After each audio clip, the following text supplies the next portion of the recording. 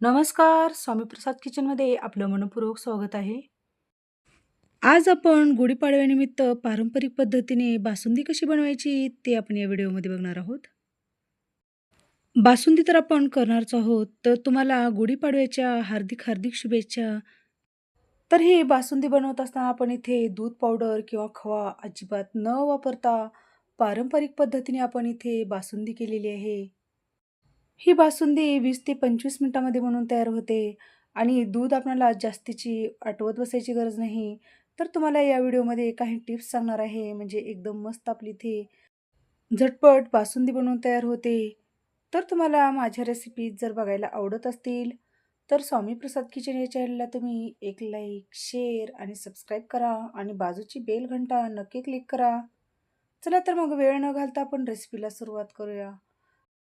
बासुंदी करण्यासाठी इथे मी 1 लिटर फुल क्रीम म्हशीचं दूध घेतलेलं आहे. शक्यतो बासुंदी करण्यासाठी म्हशीचंच दूध घ्या, कारण ते म्हशीचं दूध हे घट्ट असतं. तर इथे मी 1 लिटर दूध छान उकळवून किंवा गरम करून घेतलेलं आहे.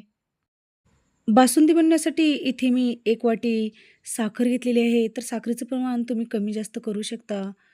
काजू आणि बदामाचे काप घेतलेले आहेत आणि थोडेसे इथे चारोळे घेतलेले आहेत. पिस्तेचे काप घेतलेले आहेत. 10 ते 12 केशरच्या काड्या घेतलेल्या आहेत आणि वेलची पूड घेतलेली आहे. तर हे बासुंदी करण्यासाठी आपल्याला हे सगळं साहित्य ऐच्छिक आहे, तर तुम्ही हे साहित्य कमी जास्त करू शकता.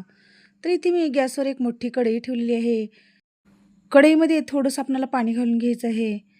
पाणी घालण्याचं कारण म्हणजे ज्या वेळेस आपण बासुंदी करतो ना, त्यावेळेस आपल्याला हे बुडाला हे दूध चिटकून बसणार नाही, म्हणून आपल्याला इथे थोडंसं पाणी घालून त्यामध्ये आपल्याला जे आपण 1 लिटर दूध घेतलेलं आहे, ते दूध घालून घ्यायचं आहे. दूध घालून आपल्याला मोठा गॅस करून आपल्याला या दुधाला छान उकळी आणायचं आहे. सगळ्यात महत्त्वाची टिप्स म्हणजे बासुंदी करत असताना आपल्याला एकदम पसरट भांडं घ्यायचं आहे किंवा आपल्याला एकदम मोठं भांडं घ्यायचं आहे. जर आपण उंच भांडं घेतलं तर दूध आटवायला फार उशीर होतो, म्हणून आपल्याला अशा पद्धतीने एखादा पॅन किंवा पसरट भांडं घ्यायचं आहे आणि आपल्याला छान दूध आटवून घ्यायचं आहे. तर इथे एक 5 मिनिटामध्ये आपली दुधाला छान उकळी आलेली आहे. कारण मी पहिलंच हे दूध छान उकळवून किंवा गरम करून घेतलं होतं. हे दूध उकळत असताना जर तुमच्याकडे टाईम असेल तर बारीक गॅस करूनच आपल्याला हे दूध छान उकळून घ्यायचं आहे. आणि मध्ये-मध्ये आपण अशा पद्धतीने उलथण्याने किंवा पळीने आपल्याला छान ढवळून घ्यायचं आहे. जर तुमच्याकडे टाईम जर नसेल तर फुल गॅस करून आपल्याला एक 10-10 मिनिटांनी अशा पद्धतीने आपल्याला उलथण्याने हे दूध छान ढवळून घ्यायचं आहे. तर दूध उकळत असतानाच आपल्याला सुरुवातीला केशर घालून घ्यायचं आहे. सुरुवातीला केशर घातलं ना, छान या दुधाला कलर येतो. केशर घालून आपल्याला उलथण्याने अशा पद्धतीने छान ढवळून घ्यायचं आहे. तर बघितलात तुम्ही केशर घातल्यामुळे लगेचच या दुधाचा कलर थोडासा बदल झालेला आहे. हे दूध शिजवत असताना आपल्याला अशा पद्धतीने उलथण्याने या कढईची आपल्याला छान साय खरडून घ्यायचं आहे.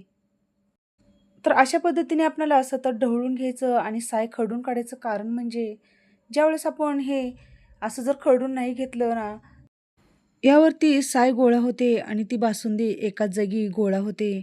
म्हणून आपल्याला अशा पद्धतीने उलथण्याने छान हे सतत ढवळून घ्यायचं आहे दूध आणि कढईने आपल्याला साय खरडून घ्यायचं आहे.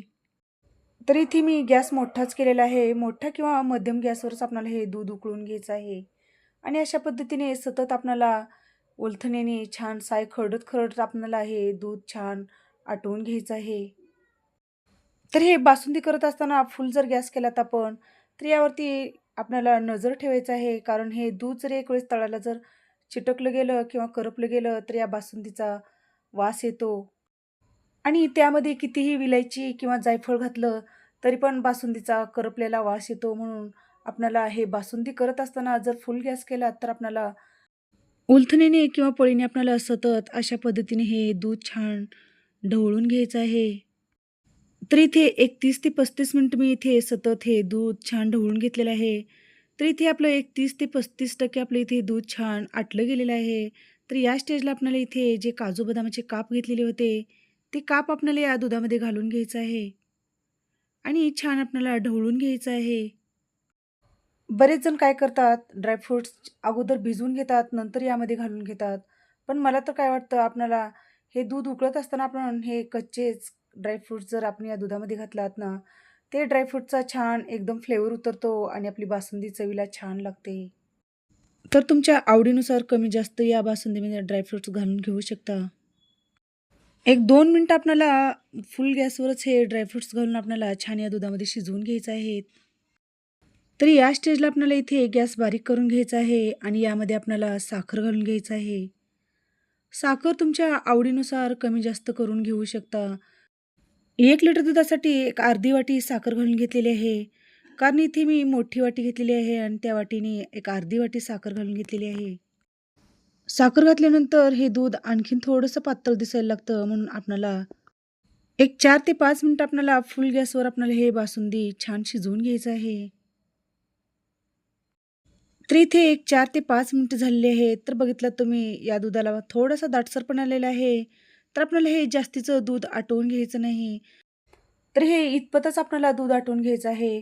कारण थंड झाल्यानंतर याला आणखीन थोडा दाटसरपणा येतो म्हणून आपल्याला इतपतच हे दूध आटवून घ्यायचं आहे. नंतर यामध्ये आपल्याला सगळ्यात शेवटी चारोळे घालून घ्यायचे आहेत. हे सगळ्यात शेवटी घालून घेण्याचं कारण म्हणजे हे एकदम छान क्रंची आणि छान लागतात म्हणून आपल्याला सगळ्यात शेवटी हे चारोळे घालून घ्यायचे आहेत. जर तुम्ही अगोदरच हे चारोळे घालून घेतलात ना, तर मऊ झाल्यानंतर हे चारोळे अजिबात छान लागत नाहीत म्हणून सगळ्यात शेवटी आपल्याला हे दुधामध्ये हे चारोळे छान घालून घ्यायचे आहेत. आणि 2 ते 3 मिनिटं आपल्याला मंद गॅसवरच आपल्याला हे चारोळे घालून छान शिजवून घ्यायचं आहे. नंतर या स्टेजलाच आपल्याला वेलची पावडर घालून घ्यायचं आहे. वेलची पावडर किंवा यामध्ये जायफळ पण घातलात तर एकदम छान हे बासुंदी लागते. तर तुम्हाला थोडीशी दाटसर जर बासुंदी पाहिजे असेल, तर तुम्ही एक 2 ते 3 मिनिटं आणखीन थोडं आपल्याला हे फुल गॅसवर बासुंदी आटवून घ्यायचं आहे. तर इथे मी अशा पद्धतीने थोडीशी पातळच बासुंदी करून घेतलेली आहे. कारण थंड झाल्यानंतर याला छान दाटसरपणा येतो. तर अशा पद्धतीने इथे बासुंदी तयार झालेली आहे. कोणाला कसं खायला आवडतं ना, कोणाला गरम-गरम बासुंदी खायला आवडते, कोणाला थंड फ्रीजमध्ये ठेवून ती बासुंदी खायला आवडते. तर इथे आपली मस्त एकदम छान आपली बासुंदी बनवून तयार झालेली आहे. जर तुम्हाला आवडत असेल, तर तुम्ही आणखीन थोडं याला शिजवून घेतलात ना, थोडीशी दाटसर ही बासुंदी बनवून तयार होते. तर या बासुंदीमध्ये मिल्क पावडर, कुठलेही खवा न वापरता आपण इथे एकदम साध्या आणि सोप्या पद्धतीमध्ये इथे आपण बासुंदी करून घेतलेली आहे. तर इथे मी हे बासुंदी एका डिशमध्ये सर्व्ह करून घेतलेली आहे. तर एक 2 ते 3 मिनिटामध्येच बघा थोडंसं आपल्या या बासुंदीला छान दाटसरपणा आलेला आहे. तुम्ही पण अशा पद्धतीने बासुंदीची रेसिपी करून बघा. चवीला एकदम छान लागते. तर तुम्हाला माझ्या रेसिपी जर बघायला आवडत असतील, तर स्वामी प्रसाद किचन या चॅनलला तुम्ही एक लाईक, शेअर आणि सबस्क्राईब करा आणि बाजूची बेल घंटा नक्की क्लिक करा. धन्यवाद.